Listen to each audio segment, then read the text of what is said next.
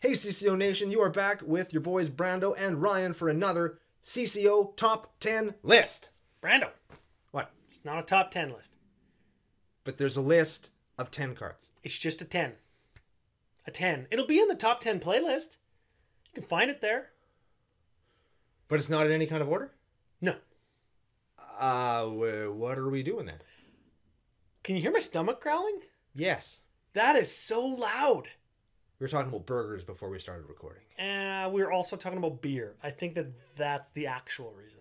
Oh, beer is so good. You haven't had it for like 12 hours. Oh. Made me sound like an alcoholic. It's not a top 10 list this week, but it is a 10 list because we are coming at you with the top underrated artifacts in our estimation. Should we get right into it? Yes. Number 10. It's not a top 10 list, but the thing. First one, not obvious include Mimic Vat. Mimic Vat? Mimic Vat. Mimic Vat's in like 7 trillion decks on EDHREC.com. Where you can also find Commander Cookout podcast. Oh. Mimic Vat. Totally underplayed in my estimation. It's lots of places, lots of people are playing it. You play it in your deck, don't you? Mm-hmm.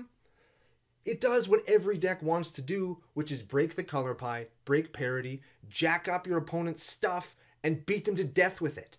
Every game, creatures are dying. Yeah. Every game, good creatures are dying. And when we play on our Tuesday night, Magic Night, we see like one Mimic Vat, maybe. I would expect there to be dueling Mimic Vats. Like we're all fighting Dueling over Mimic layering to who gets to put the thing on the vat. It actually is graveyard hate as well, right? Yeah.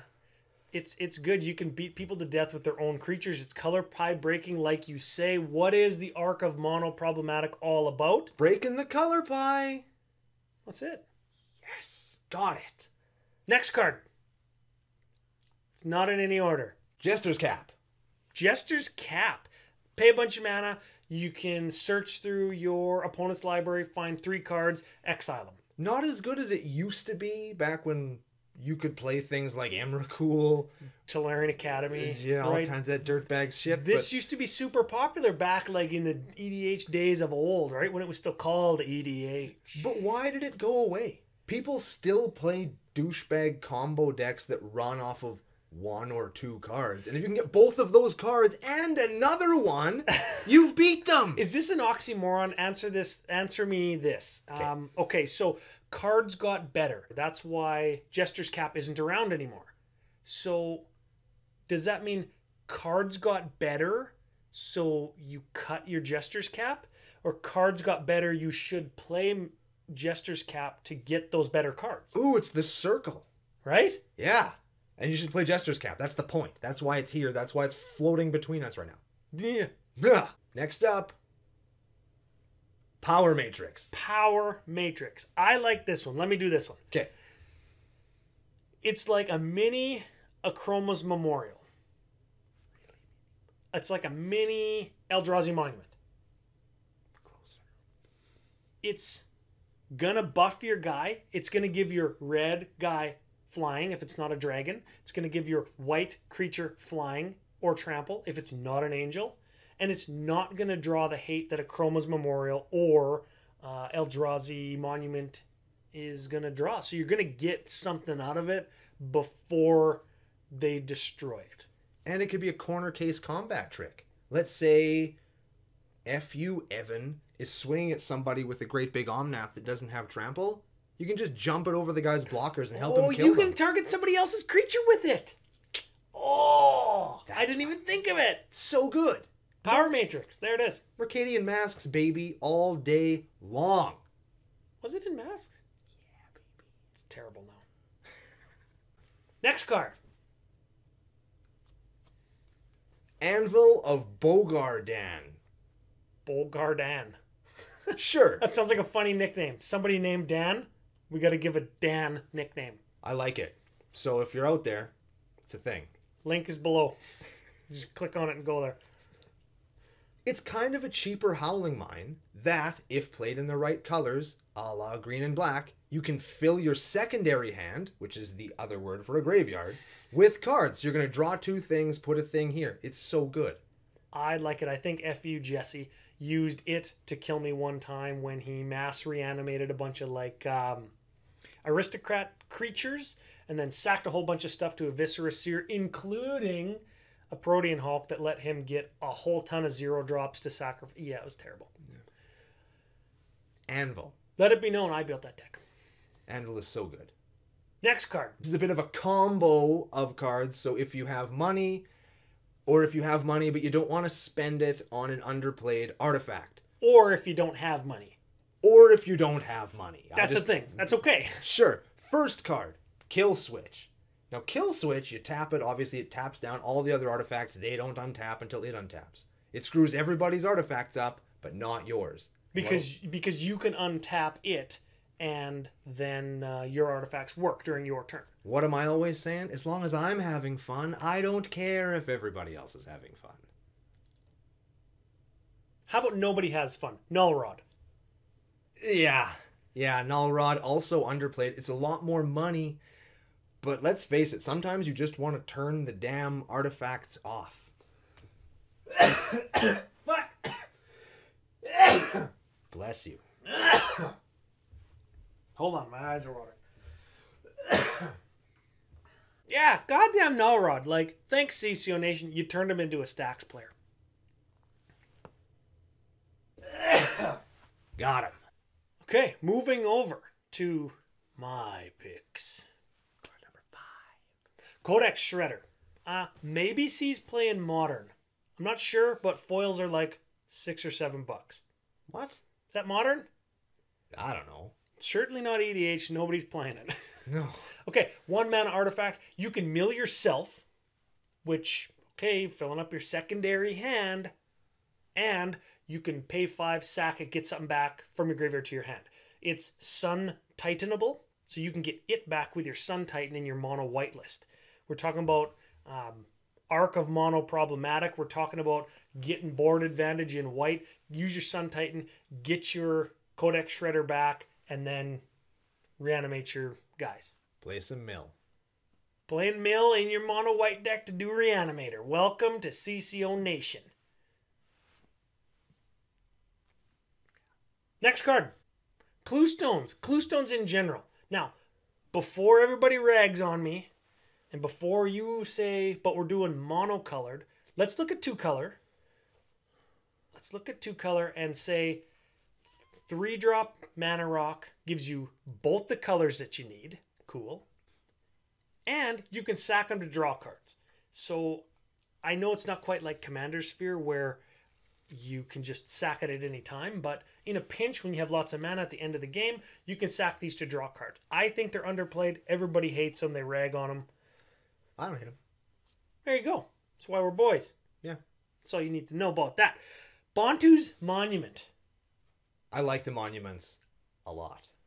I like this monument a lot specifically. I don't like it as much as the green one because I don't play black as often as you do, but I like this one a lot.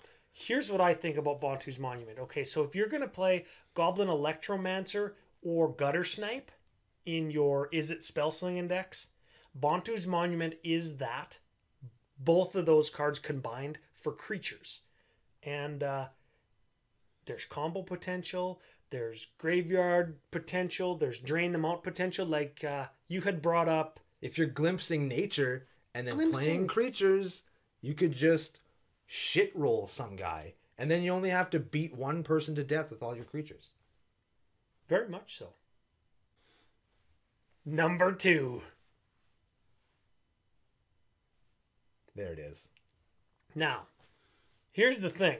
We know that there are more efficient ways to exile or destroy things in artifacts. But the Folio Art, it being from Mirage, and we know everything is good from Mirage. I thought everything from the dark was good.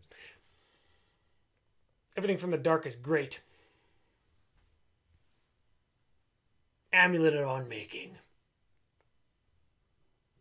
Oh. So good. Ah. You can exile stuff. You can pay 10 mana. We love paying 10 mana. Paying 10 mana to win the game? That's super... Wait. What? No. Amulet of Unmaking. You can exile stuff. It's great. It's good. It's underplayed. Everybody's playing like meteor golems. That's a creature. No. Or Spine of Ishsaw, because it's good. Nah, this is good too. It removes it from the game. You can get a land with it. It's fine. Final card. Number 1 on the list. Number 1. Or number 10 on the list. It's not a top 10 list, Brando. Barrel's Cage.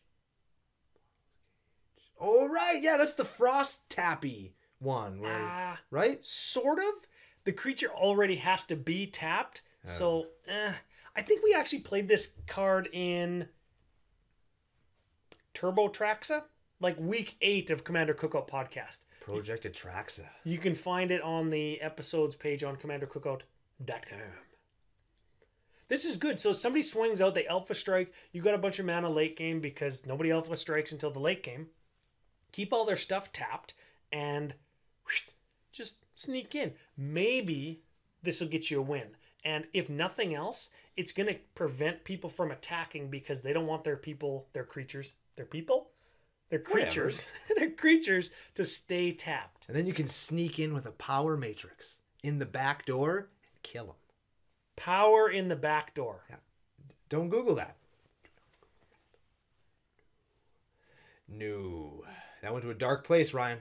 That went to a dark place. Speaking of dark place, CommanderCookout.com, you can go there and you can check out the expanded versions of all of our adventures into monocolored decks. You'll find probably the white one, the blue one, and the black one by this point. Yeah. Roughly. And you can look forward to, I guess, all of them eventually. We're going to be carrying out the Arc of Mono Problematic all the way until the end of the year, where we've got a couple very special bonus episodes planned to tie it all together. And we've got the Arc of Mono Problematic giveaway, where you can win a foil version of the card of the week for each week of the show, with a subscribe to the YouTube channel that you're currently watching, or a comment on any one of our videos, including our podcast videos that you can find here as well. If you smash the like button, you're entered in. Yes. Only if you smash it, though. I'm not sure how you prove that you smashed the like button, but maybe we can just tell. I assume YouTube has metrics for everything else. I assume it has how hard somebody pushed the mouse button. I just assume that's how that works. I don't know exactly how all this internet stuff happens. Mostly witchcraft and sorcery and things that people used to be burned at the stake for. Boy, am I glad we're not back then. So again, big thanks to all of our patrons for supporting us, all of the members of CCO Nation who have been watching and following along with our adventures as we expand our podcast into super sweet video content. We really do appreciate it. If you decide you wanted to support the show, you're in a position where you can do that. All the links on how to do that are down in the description below. Don't forget to like and share and subscribe to get into our super cool giveaway. Remember to let us know what you thought about this video down in the comments, or if you have any other lists you'd like to see us tackle. Ooh, yeah, more top 10s. Yep. We'll be back with another one of these at a later date. Until then, bye. Boof!